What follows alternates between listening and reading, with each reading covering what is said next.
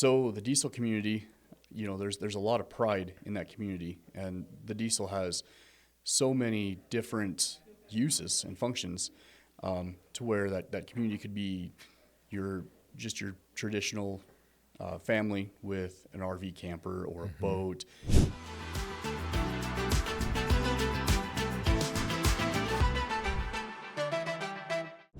Man, we're here again today at the Utah Business Spotlight. This year is blowing by. We're already in February. I can't believe it. We've spotlighted so many incredible businesses. Today, this is the Utah Business Spotlight with my favorite person in the whole world. I say that all the time, but this guy is actually one of my best friends, my dearest friends. We love Nick Howell and Redline. Now, here's the thing. First, I need you to like. Second, I need you to subscribe. Third, I need you to share this.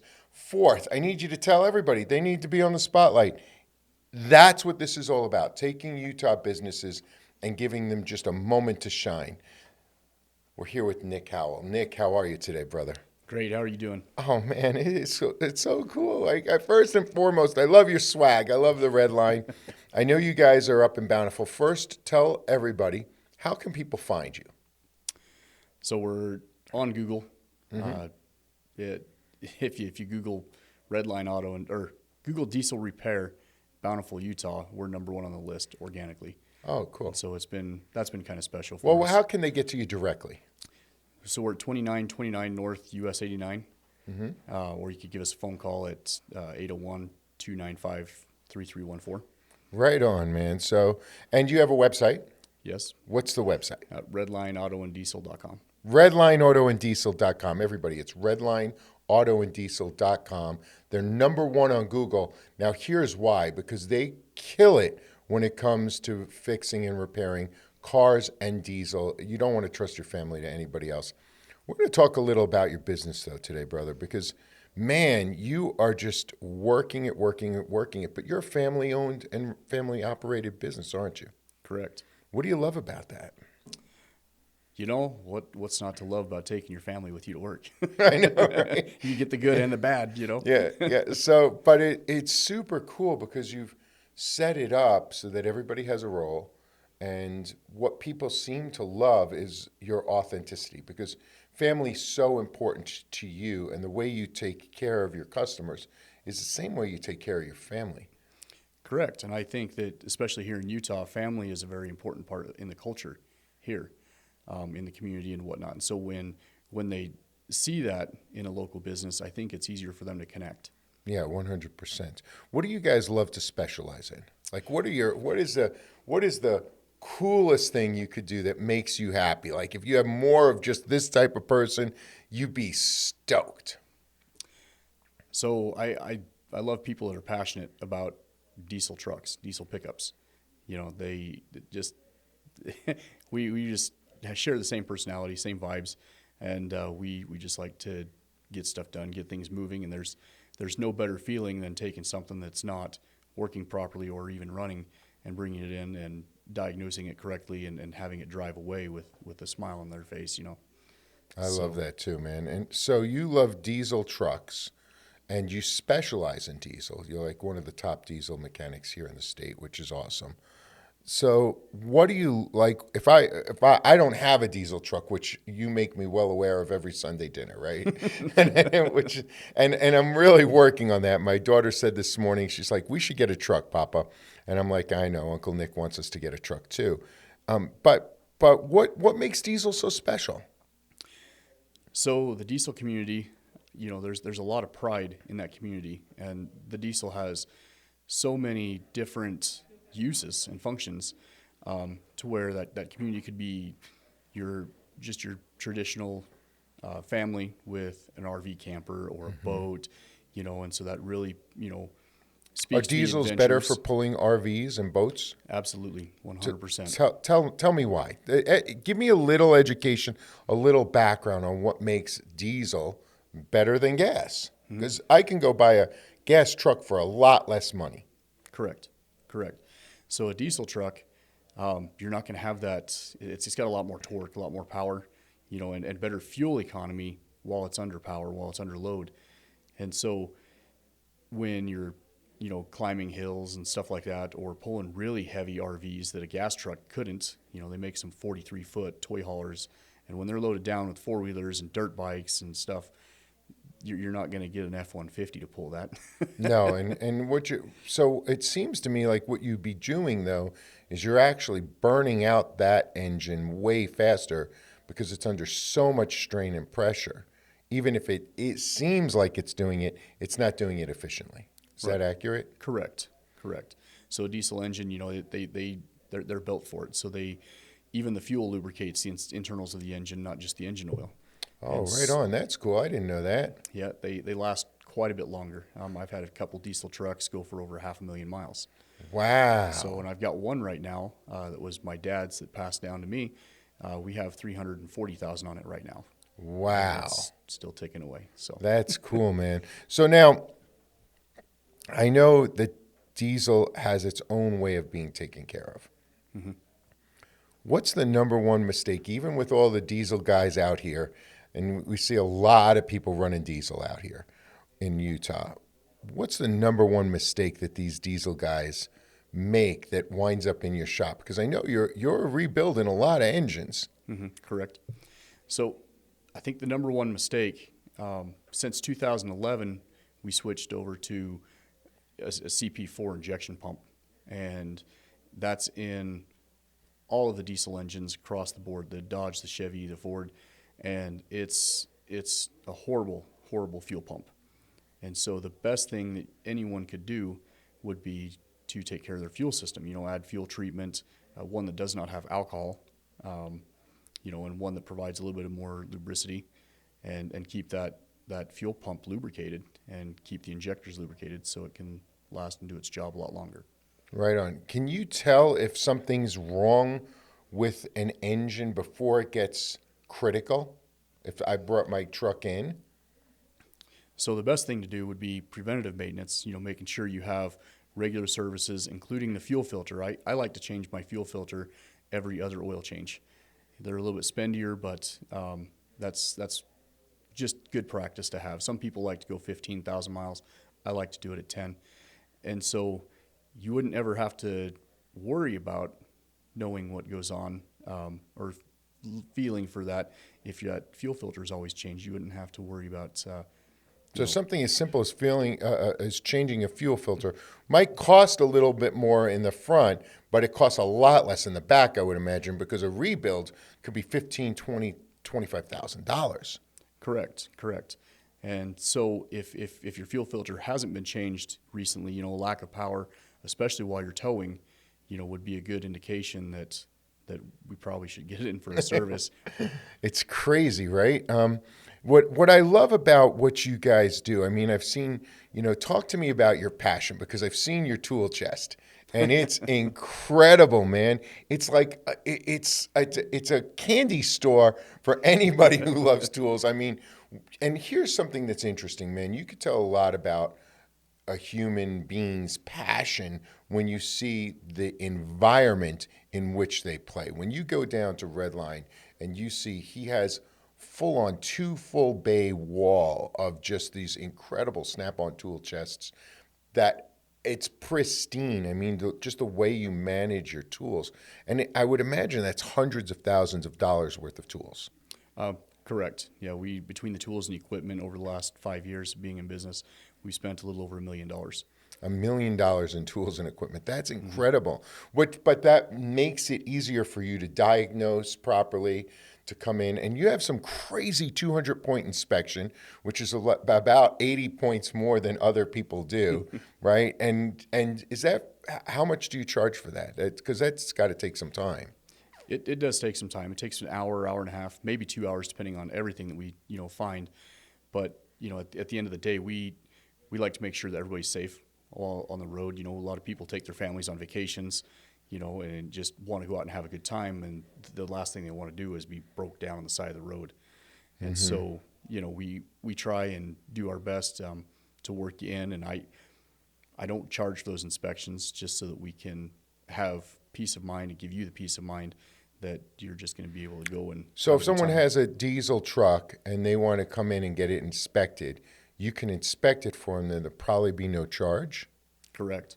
Really, that's amazing.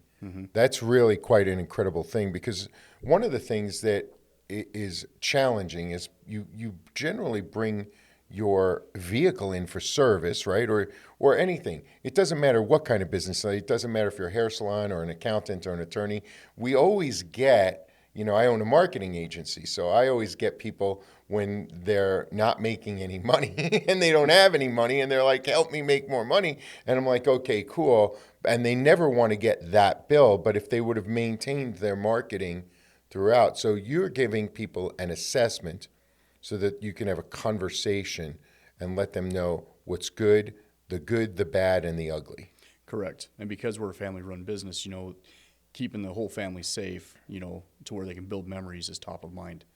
And so if we can do that, I think we make that family-to-family connection, and that's extremely important to us. Oh, I love that. And I know it's been great for you. You're very, very busy, but we could always be busier. Right? We always love, everybody loves new clients, everybody, especially when you love what you do, right? Because, the more diesel trucks you do, just the happier you are, the happier your team is, right? It makes everything fun because that's what we love to do.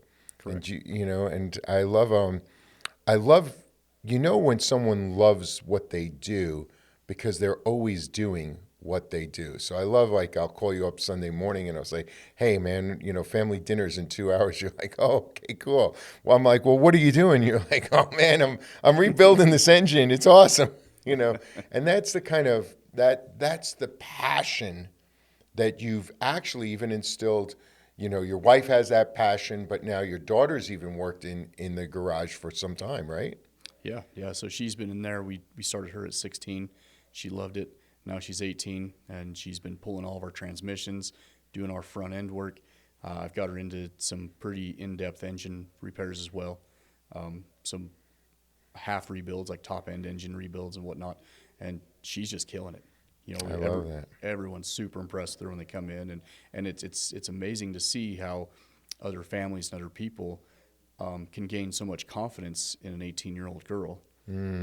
Doing the same things that I'm doing. I love it, man, and obviously she's like my stepdaughter. I love her to death, right? I just want to. She's amazing, but it's really cool to watch her swing those wrenches, right, and get a little dirty. One of the things that I've always wanted to ask, and I'm sure my audience is interested too,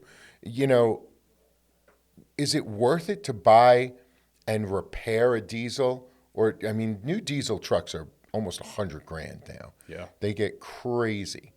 But is it worth the investment? And what about diesel SUVs? Talk to me about that. So, we'll touch on the first question. The diesel trucks, is it worth it to, buy and rebuild versus buying a new, or just keeping your existing one? That there is some truth to that, because when a diesel engine is no more, when it blows up, they're extremely expensive to build, and it usually totals the vehicle because of the expense on it and the value of the truck. But we're getting a lot of people rebuilding those because they're very passionate about what they're already driving, and they really don't want to go take a mortgage out to go buy a brand new truck. Yeah. So there is some value to actually maintaining or rebuilding your current truck, because you'll probably get another 200,000-300,000 miles out of it. Oh yeah, easy. So the value definitely outweighs the price. So if you think about it, you're rebuilding an engine for, say, $25,000 and having it put in, you're getting another 10 years out of the life of that truck for $25,000. That's 25 is a whole lot smaller of a pill to swallow than $100,000 for a brand new truck. Yeah. So I see bigger corporations buying brand new trucks, just kind of rolling the, inventory over because they have company drivers. But when it comes to the everyday household or the everyday small independent construction or home builder, they would much rather fix what they have right now and not have to foot the expense of buying a brand new truck. I love that. And one of your passions is you keep fleets on the road. You keep businesses making money because your turnover is really quick. You can do something in sometimes less than a day and get them back on the road earning. So if you're out there and you have a diesel or you have a truck that is important because you're earning your living with it, you're going to want to create a relationship with Redline so that this way you move to the top of the line because again, one family business to another family business, you know the importance of staying active. Correct. Yeah, and you gotta make the money when it's available. So having that relationship, and I know you're keeping a lot of fleets on the road, and they love that, right? Because I always see new decals in on the bays, and you have quite a big shop, right? It's 8 bays, Yeah, nine bays, 8 lifts, 9 bays, and 8 lifts. and a wash Wow. bay. Yeah, it's And pretty big. yeah, that's awesome, man. You guys are killing it. What's the future look like? Are you nervous about the future of auto repair with all this AI talk and robot talk? Do you think it's going to get better, or is it something we should pursue? Like, if there's young kids out there, should they pursue being a diesel mechanic? I think so. I think AI and robots and stuff. To think about that could be kind of scary about our future and taking jobs and whatnot. But I still think that, I mean, I'm working on diesel trucks that are 30, 40 years old at times. And so, right up to the current brand new ones. So I think that diesels last so long and people are so passionate about them, they'll still drive them. And quite honestly, I think people that are passionate about diesels are a little bit less passionate about Teslas and Priuses, So I know. they're stubborn in that way. They'll keep the pickup, and they're probably not going to trust a robot. They probably want to talk to a human being and have that personal relationship that they can actually trust. That's going to fix their truck and Yeah. you know So I think the future looks bright, is what you're saying. The future looks bright for diesel, at least the next 20, 25 years. I think so. Yeah. Yeah, personal opinion. I think so. Yeah. So and for everybody who's a parent out there listening, it's a great idea to get your children aligned with potentially something that could be a really good career for them versus maybe you know obviously computer development, program development is being replaced by AI right now, and that looked like the good thing to go into. I love positioning our children. I love that your daughter's doing it. I love that you've got a lot of young people.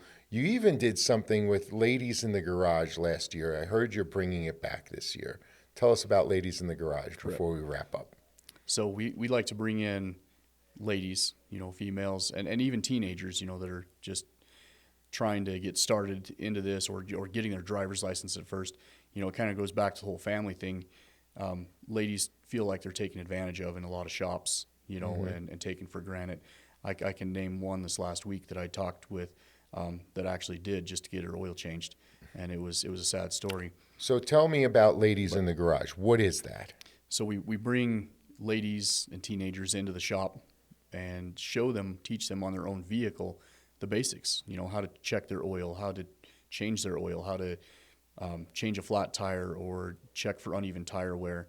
If they're going on a short trip or a vacation, it's a pre-trip inspection that they could do just by raising the hood of their car and looking at a few things. And you'd be surprised, but one of the top causes of a breakdown on the side of the road next to tires would be a broken fan belt. Wow. And so if we can show them how to look for the signs of that before they go on a trip, then maybe we can save them from being in a bad situation, because it's dangerous being broken down the side of a freeway somewhere. Especially where we live in Utah, the Montana, Idaho.